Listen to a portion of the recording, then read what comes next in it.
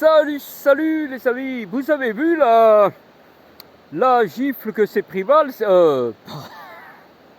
Macron quoi, mais c'est vraiment, ça a surpris, mais il était en visite dans la Drôme à Tain-l'Hermitage et donc en allant à la rencontre de la foule, il a pris une gifle par un visiteur et donc c'est vraiment, après la gifle de Valls qui s'était pris par un jeune breton de 18 ans.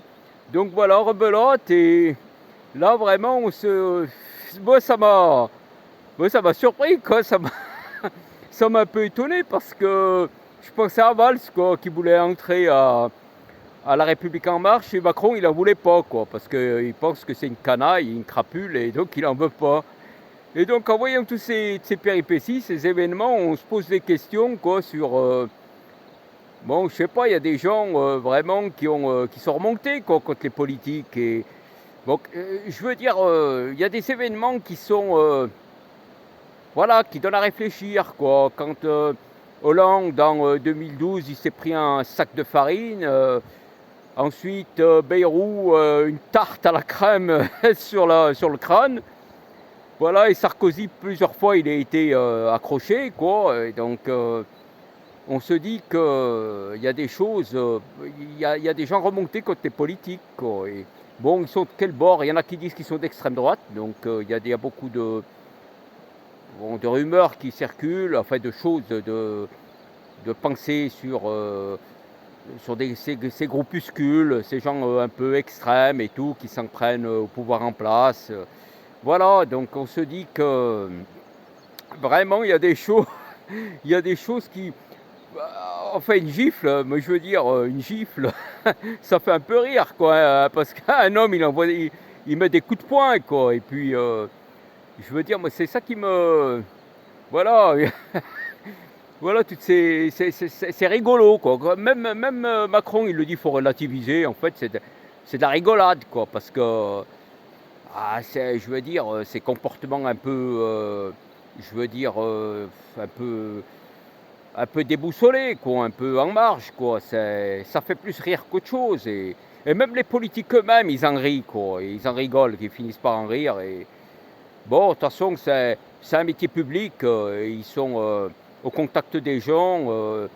Enfin, il faut un métier, voilà, il faut un métier au service du public, au service de la population, des gens. Donc, il faut s'attendre à ça.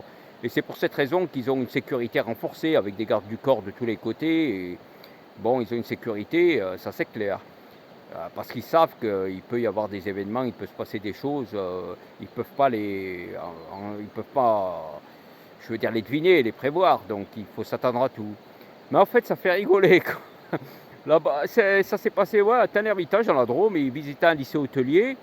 Donc il était au contact de jeunes. Il y a un peu des moustiques là, ça, qui piquent là, il commence à faire chaud, donc. Là, je suis en Ardèche, là, donc voilà, il commence à faire chaud, il y a un peu des moustiques dans ces régions un peu montagneuses et escarpées. Donc voilà, c'est dans la Drôme, en Ardèche, c'est à côté la Drôme, c'est le département limitrophe, c'est voisin, quoi. C'est pas loin d'ici d'ailleurs, hein, Tain-l'Hermitage, Valence, tout ça. Donc il était en visite, moi ça m'a. Enfin voilà, même le président, il a dit qu'il faut relativiser, ça fait bien rigoler, quoi. Enfin voilà. Bon, en attendant 2022, il va s'en passer des choses, ça c'est sûr. 2022 arrive et c'est vraiment un événement et il faut, ça, voilà, ça laisse, ça fait réfléchir. Je veux dire, on peut, ça donne des prédictions, quoi. Je veux dire, il va se passer des choses en 2020, jusqu'en 2022. D'ici 2022, il reste environ un peu moins d'un an.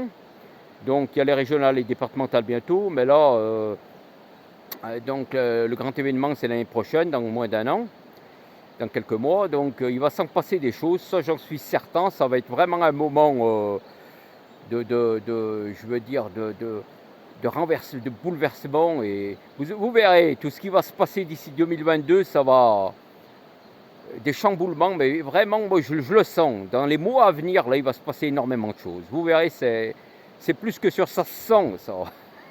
Avec les gilets jaunes, tout ce qui s'était passé auparavant, je veux dire, avec tous tout ce qui a été étouffé mis en attente par, je veux dire, par le Covid et la crise sanitaire, la pandémie. Donc le Covid a tout arrêté, mais là ça va reprendre.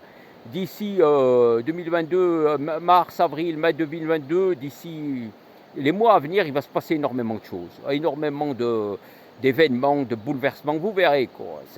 Moi je le sens, il va se passer vraiment des choses incroyables. Là, il faut s'y attendre, il faut s'y préparer, quoi. Ça va venir, quoi. Et ça c'est sûr. Les mois à venir, jusqu'en l'élection présidentielle de 2022. Voilà, les amis. Voilà, moi, je ne sais pas ce que vous en pensez de cette gifle là, mais est-ce que, voilà, comme dirait le président, est-ce qu'il faut relativiser? Ça fait bien rigoler en tout cas, quoi. Enfin, ça fait rire. Je veux dire que c'est vraiment, on voit l'ambiance, quoi. Allez, les amis, je vous dis à bientôt. Salut, salut.